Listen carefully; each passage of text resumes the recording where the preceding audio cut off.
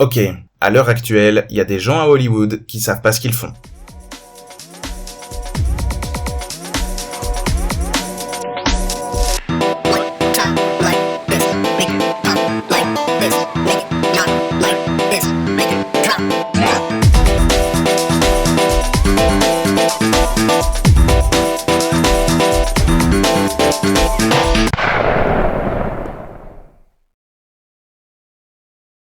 Chers terriens, bonjour. Nous y voilà enfin. Nous nous retrouvons aujourd'hui pour parler du 5e film d'une saga devenue mythique avec le temps. Il s'agit bien sûr d'Indiana Jones et le cadran de la destinée.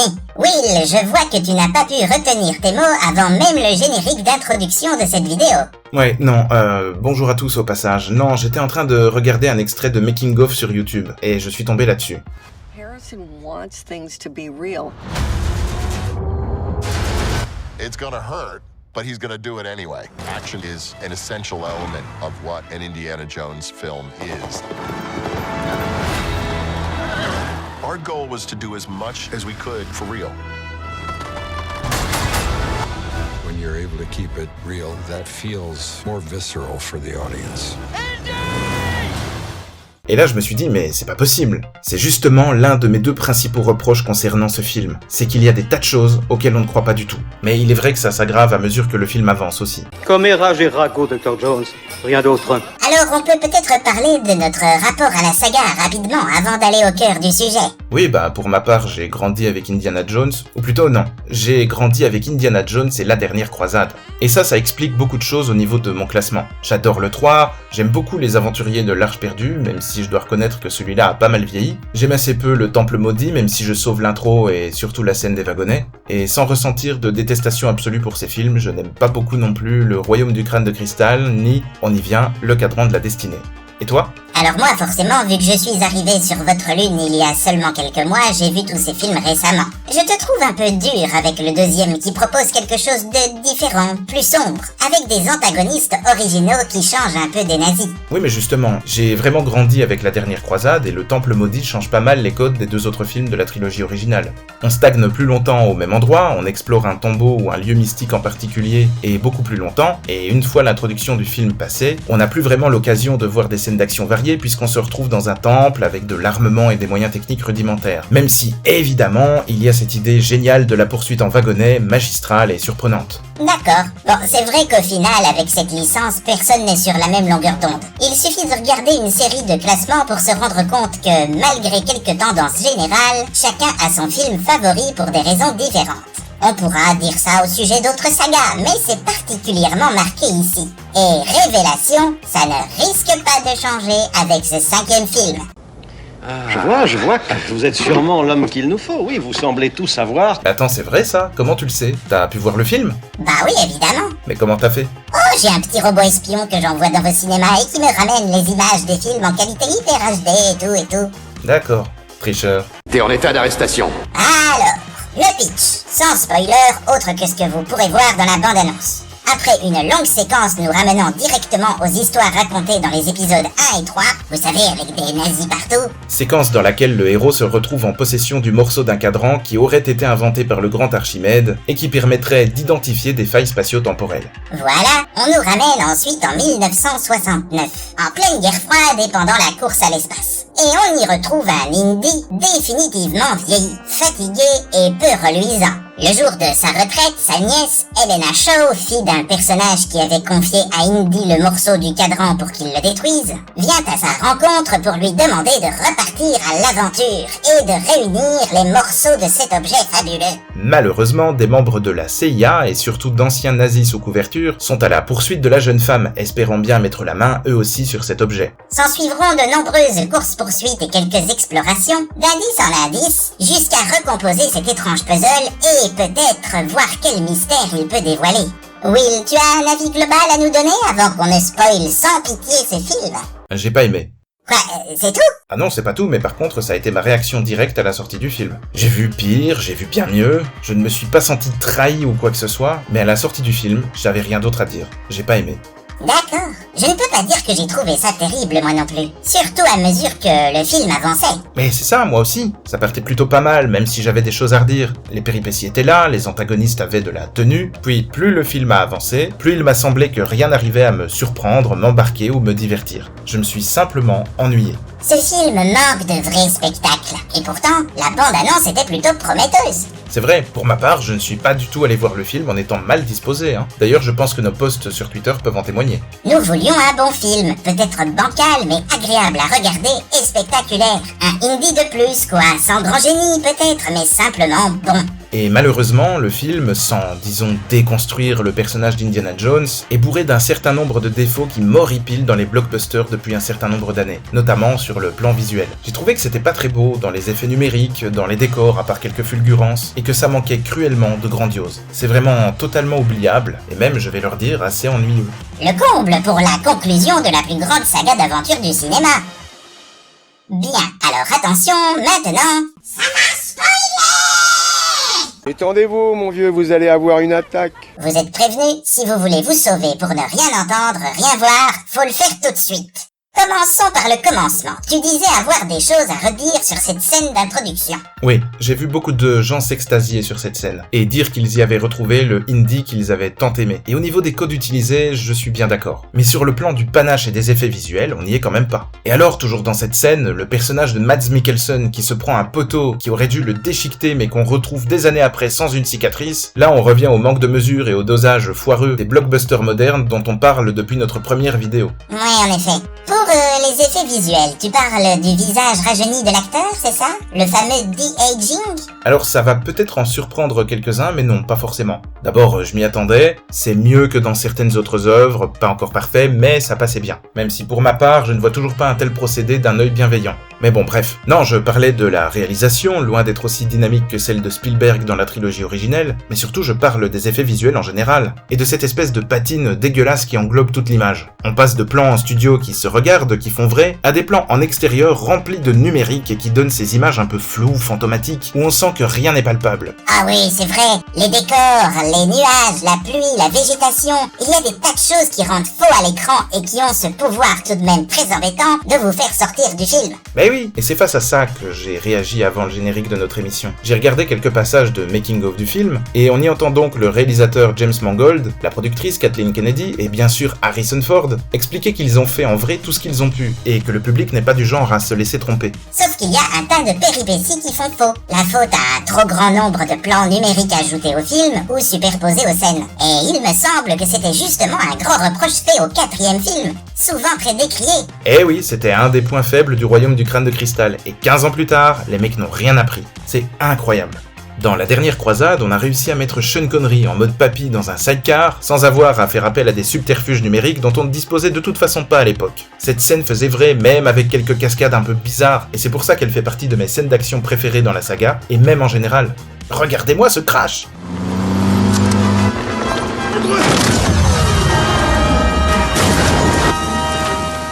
Ça c'est du cinéma, une merveille.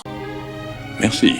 Pour moi aussi, ça a été merveilleux. Nous comprenons bien que cela ne dérange pas certaines personnes, parce qu'elles sont nées plus récemment et n'ont donc pas grandi avec des films produits avant la révolution des effets numériques au cinéma, ou tout simplement parce que ce sont d'autres composantes d'un film qui retiennent leur attention. Même si ça me laisse un peu perplexe, parce que pour ma part, quand je vais voir un blockbuster, c'est quand même en grande partie la qualité du spectacle qui compte pour moi. Oui, mais bon, il en faut pour tout le monde. En ce qui nous concerne, dans ce 5e film, on n'a pas ressenti les impacts, ou alors trop rarement. Oui, parce qu'il y a des choses qui marchent, La poursuite en tuk-tuk est, allez, sympathique. Sans grand éclat, mais c'est un bon moment. Elle fonctionne. Et même la musique de John Williams y est plus énergique, avec un bon mélange entre le thème d'Elena et des parties plus typiques de ce que Williams a toujours composé pour l'action.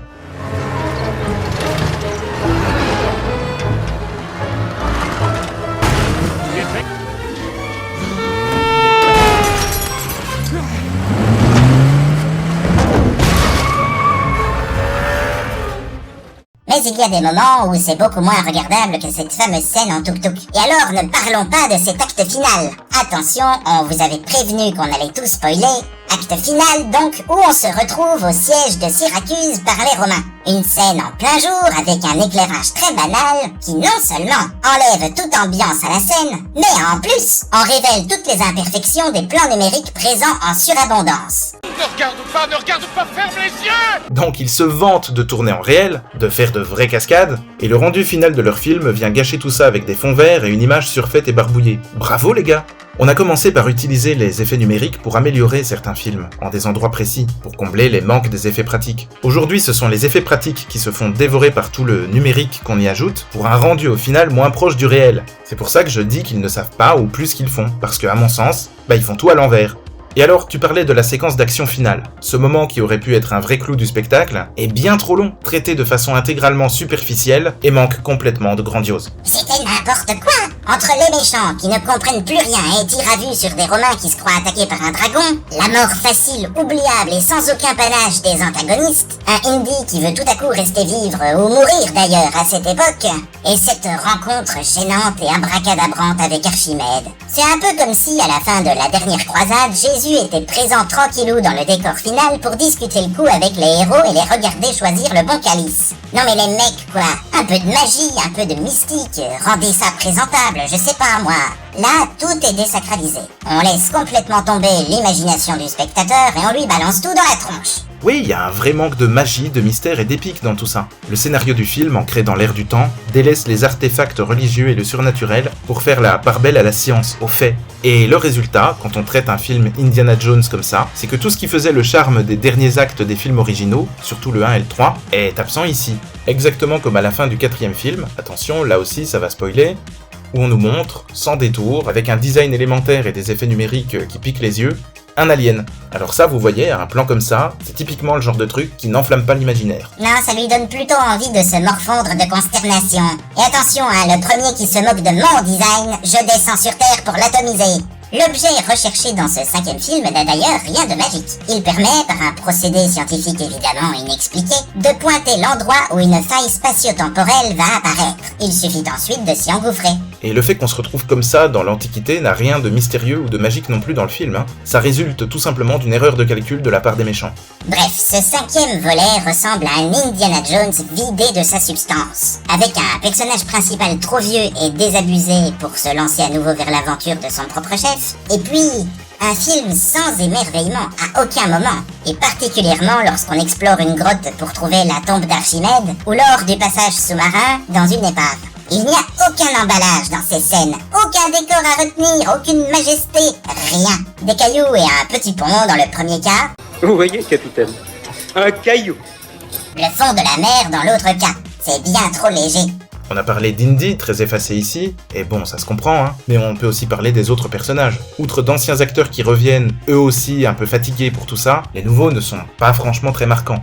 Oui, Phoebe Waller-Bridge fait le job, mais son personnage n'est pas un modèle d'écriture. Elle est même assez détestable au début. Voleuse, malhonnête et même capable de bloquer Indy pour l'abandonner à son sort alors que des gens peu recommandables sont à leur trousse. C'est un peu le Han Solo d'un nouvel espoir en moins sympa. Il n'y a que le pognon qui l'intéresse, elle est frivole, moyennement honnête, et elle est surtout là pour remplacer le personnage du fils de Jones, qu'on a fait mourir hors champ, bien entendu, parce que vous savez, il a été très critiqué après le 4e film, et puis bon, on a bien assez de héros masculins comme ça, n'est-ce pas? Et elle change complètement de comportement à ce niveau à la fin.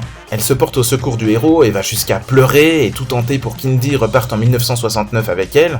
Et personnellement, dans le film, je ne l'ai pas vu vivre des moments à même d'impacter sa psychologie et de la transformer à ce point-là. Et la plupart des personnages secondaires n'ont pas d'arc narratif précis. Ils suivent les héros ou les antagonistes pour les aider au moment voulu, mais n'évoluent pas et ont peu de caractéristiques les rendant particuliers. Comme Antonio Banderas, totalement anecdotique et qui meurt dès qu'il a rempli sa fonction. Ou cet ex-amant du personnage d'Elena, présent simplement pour pimenter la poursuite en tuk-tuk, mais dont on ne parle pas avant et plus jamais après. On l'utilise juste pour dynamiser une scène qui n'avait pas beaucoup d'enjeux. Ce qui, si on réfléchit, en dit sans doute très long sur l'utilité réelle de cette scène dans l'histoire, au fond. Voilà, et il y a aussi le personnage du gamin qui prend des leçons de pilotage quand on le voit la première fois, tout ça parce que ça doit servir plus loin dans le film. Et ça se fait à un moment totalement impromptu et ça n'a rien à voir avec le reste de l'intrigue. Une écriture aussi forcée, qui n'apporte pas de sens, mais qui a simplement pour but de coller les morceaux de séquences ensemble, ça dessert absolument un film, et ça le rend bancal. Dernière chose, on a cette fois un MacGuffin, donc un objet de la quête, qui sert à voyager dans le temps,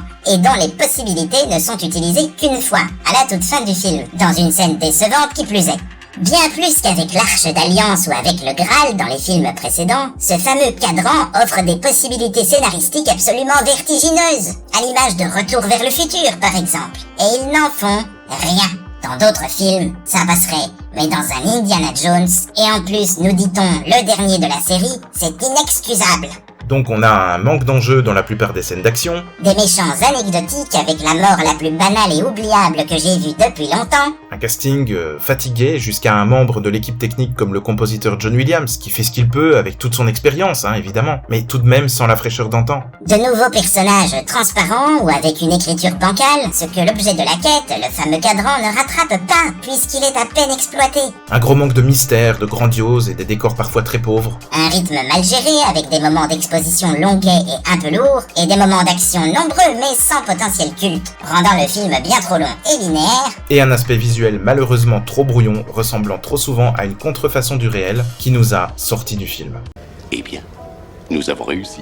Bref, c'est un Indiana Jones en mode vieille machine rouillée que nous avons à faire. Et je précise que là-dessus je parle du film et pas de l'acteur, avec certes quelques coups de peinture toute neuve, qui ne trompent pourtant à aucun moment sur la qualité réelle de l'œuvre et sur son aspect factice et irréel. Si j'ai offensé votre Altesse, j'en suis tout à fait désolé. Oh, votre Altesse, l'autre, n'exagérons rien. Indiana Jones et le cadran de la destinée, sans déclencher en moi une colère particulière, est à mon sens un film d'aventure banal, sans éclat, et un épisode très décevant de la saga. Et comme il s'agit prétendument d'un épisode conclusif, je vais pas épiloguer là-dessus, ce qui aurait dû être un au revoir émouvant se transforme en grosse déception, sans qu'on puisse attendre ensuite autre chose pour quitter Harrison Ford dans la peau de ce sympathique aventurier avec le sourire aux lèvres. Et voici comment on dit adieu en Allemagne, professeur Jones.